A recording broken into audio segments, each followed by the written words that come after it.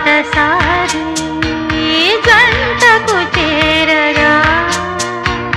కంటికి పాపవైతే రెప్పగా మారనా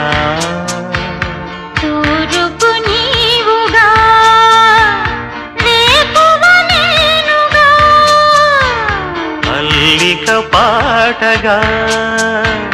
పల్లవి ప్రేమగా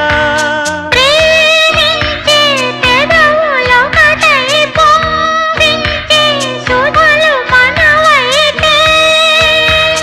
జగతికే అతిథులే జననమౌదిన ప్రేమ జంటకి